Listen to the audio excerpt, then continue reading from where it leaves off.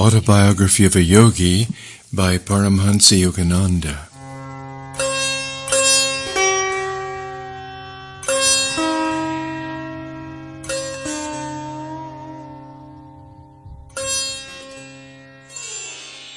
Chapter 14. An Experience in Cosmic Consciousness. I am here, Guruji. My shamefacedness spoke more eloquently for me. Let us go to the kitchen and find something to eat. Sri Yukteswar's manner was as natural as if hours and not days had separated us. Master, I must have disappointed you by my abrupt departure from my duties here. I thought you might be angry with me. No, of course not. Wrath springs only from thwarted desires. I do not expect anything from others, so their actions cannot be in opposition to wishes of mine. I would not use you for my own ends. I am happy only in your own true happiness. Sir, one hears of divine love in a vague way, but for the first time I am having a concrete example in your angelic self. In the world, even a father does not easily forgive his son if he leaves his parents' business without warning. But you show not the slightest vexation, though you must have been put to great inconvenience by the many unfinished tasks I left behind. We looked into each other's eyes, where tears were shining. A blissful wave engulfed me. I was conscious that the Lord, in the form of my Guru, was expanding the small ardors of my heart into the incomprehensible reaches of cosmic love. A few mornings later I made my way to Master's empty sitting room. I planned to meditate, but my laudable purpose was unshared by disobedient thoughts. They scattered like birds before the hunter. Mukunda? Sri Yukteswar's voice sounded from a distant inner balcony. I felt as rebellious as my thoughts. Master always urges me to meditate, I muttered to myself. He should not disturb me when he knows why I came to his room. He summoned me again. I remained obstinately silent. The third time his tone held rebuke. Sir, I am meditating, I shouted protestingly. I know how you are meditating, my Guru called out. With your mind distributed like leaves in a storm, come here to me. Snubbed and exposed, I made my way sadly to his side. Poor boy, the mountains couldn't give you what you wanted. Master spoke caressively, comfortingly. His calm gaze was unfathomable. Your heart's desire shall be fulfilled. Sri Yukteswar seldom indulged in riddles. I was bewildered. He struck gently on my chest above the heart. My body became immovably rooted. Breath was drawn out of my lungs as if by some huge magnet. Soul and mind instantly lost their physical bondage and streamed out like a fluid, piercing light from my every pore. The flesh was as though dead, yet in my intense awareness, I knew that never before had I been fully alive. My sense of identity was no longer narrowly confined to a body, but embraced the circumambient atoms. People on distant streets seemed to be moving gently over my own remote periphery. The roots of plants and trees appeared through a dim transparency of the soil. I discerned the inward flow of their sap. The whole vicinity lay bare before me. My ordinary frontal vision was now changed to a vast spherical sight, simultaneously all perceptive. Through the back of my head I saw men strolling far down Raghat Lane, and noticed also a white cow who was leisurely approaching. When she reached the space in front of the open ashram gate, I observed her with my 2 physical eyes. As she passed by, behind the brick wall, I saw her clearly still. All objects within my panoramic gaze trembled and vibrated like quick motion pictures. My body, masters, the pillared courtyard, the furniture and floor, the trees and sunshine, occasionally became violently agitated until all melted into a luminescent sea, even as sugar crystals thrown into a glass of water dissolve after being shaken. The unifying light alternated with materializations of form, the metamorphoses revealing the law of cause and effect in creation. An oceanic joy burst upon calm, endless shores of my soul. The Spirit of God, I realized, is exhaustless bliss. His body is countless tissues of light. A swelling glory within me began to envelop towns, continents, the earth, solar and stellar systems, tenuous nebulae, and floating universes. The entire cosmos, gently luminous, like a city seen afar at night, glimmered within the infinitude of my being. The sharply etched global outlines faded somewhat at the farthest edges. There I could see a mellow radiance, ever undiminished. It was indescribably subtle. The planetary pictures were formed of a grosser light. The divine dispersion of rays poured from an eternal source, blazing into galaxies, transfigured with ineffable auras. Again and again I saw the creative beams condense into constellations, then resolve into sheets of transparent flame. By rhythmic reversion, sextillion worlds passed into diaphanous luster. Fire became firmament. I cognized the center of the Empyrean as a point of intuitive perception in my heart. Irradiating splendor issued from my nucleus to every part of the universal structure.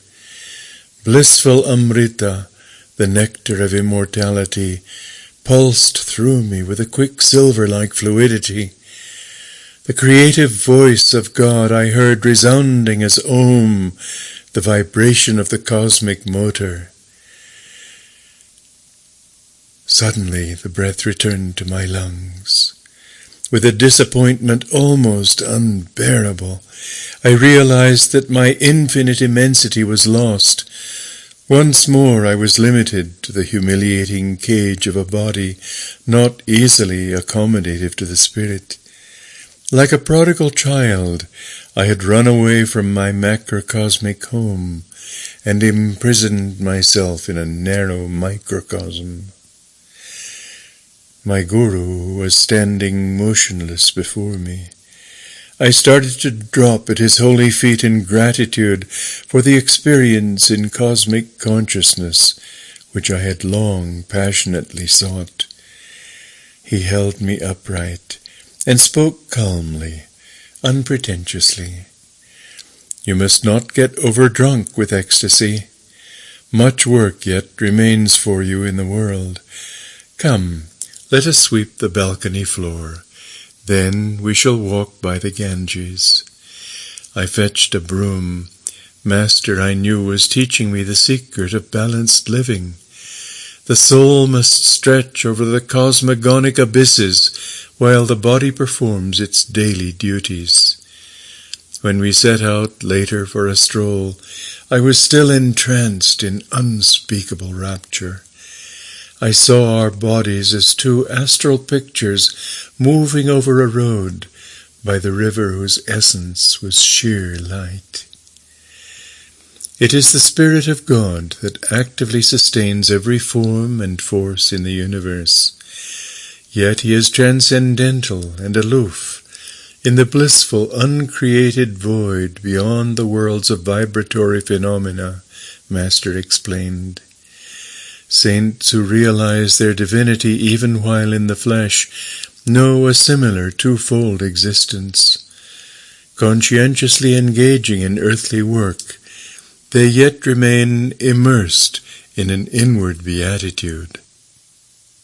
The Lord has created all men from the limitless joy of His being. Though they are painfully cramped by the body, God nevertheless expects that souls made in His image shall ultimately rise above all sense identifications and reunite with Him. The cosmic vision left many permanent lessons. By daily stilling my thoughts, I could win release from the delusive conviction that my body was a mass of flesh and bones, traversing the hard soil of matter. The breath and the restless mind I saw were like storms which lashed the ocean of light into waves of material forms, earth, sky, human beings, animals, birds, trees. No perception of the infinite as one light could be had except by calming those storms. As often as I silenced the two natural tumults, I beheld the multitudinous waves of creation melt into one lucent sea, even as the waves of the ocean, their tempests subsiding, serenely dissolve into unity. A master bestows the divine experience of cosmic consciousness when his disciple, by meditation, has strengthened his mind to a degree where the vast vistas would not overwhelm him. The experience can never be given through one's mere intellectual willingness or open-mindedness. Only adequate enlargement by yoga practice and devotional bhakti can prepare the mind to absorb the liberating shock of omnipresence. It comes with a natural inevitability to the sincere devotee. His intense craving begins to pull at God with an irresistible force. The Lord, as the cosmic vision, is drawn by the seeker's magnetic ardor into his range of consciousness. I wrote in my later years the following poem, Samadhi, endeavoring to convey the glory of its cosmic state. Vanished the veils of light and shade, lifted every vapor of sorrow, sailed away all dawns of fleeting joy, gone the dim sensory mirage. Love, hate, health, disease, life, death, perished these false shadows on the screen of duality. Waves of laughter, scillas of sarcasm, melancholic whirlpools, melting in the vast sea of bliss. The storm of Maya stilled by magic wand of intuition deep. The universe, forgotten, dream subconsciously lurks, ready to invade my newly wakened memory divine. I live without the cosmic shadow, but it is not bereft of me, as the sea exists without the waves, but they breathe not without the sea. Dreams, wakings, states of deep turiya, sleep, present, past, future, no more for me, but ever present, all flowing I, everywhere. Planets, stars, stardust, earth, volcanic bursts of doomsday cataclysms, creation's molding furnace, glaciers of silent ecrays, burning electron floods, thoughts of all men, past, present, to come, every blade of grass, myself, mankind, each particle of universal dust, anger, greed, good, bad, salvation, lust, I swallowed, transmuted all into a vast ocean of blood of my own one being. Smouldering joy, oft puffed by meditation, blinding my tearful eyes, burst into immortal flames of bliss, consumed my tears, my frame, my all. Thou art I am thou, knowing, knower, known as one. Tranquil, unbroken thrill, eternally living, ever new peace, enjoyable beyond imagination of expectancy, samadhi bliss. Not an unconscious state or mental chloroform without willful return. Samadhi but extends my conscious realm beyond limits of the mortal frame to farthest boundary of eternity, where I, the cosmic sea, watch the little ego floating in me. The sparrow, each grain of sand, fall not without my sight. All space floats like an iceberg in my mental sea. Colossal container I of all things made. By deeper, longer, thirsty, guru-given meditation comes this celestial samadhi. Mobile murmurs of atoms are heard. The dark earth, mountains, vales, lo, molten liquid. Flowing seas change into vapors of nebulae. Om blows upon vapors, opening wondrously their veils. Oceans stand revealed, shining electrons, till at last sound of the cosmic drum vanish the grosser lights into eternal rays of all-pervading bliss. From joy I came, for joy I live, in sacred joy I melt. Ocean of mind, I drink all creation's waves. 4 veils of solid, liquid, vapor, light lift aright. Myself in everything enters the great myself. Gone forever, fitful, flickering shadows of mortal memory. Spotless is my mental sky, below, ahead, and high above. Eternity and I, one united ray, a tiny bubble of laughter. I am become the sea of mirth itself. Sri Yukteswar taught me how to summon the blessed experience at will, and also how to transmit it to others if their intuitive channels were developed. For months I entered the ecstatic union, comprehending why the Upanishads say God is Rasha, the most relishable.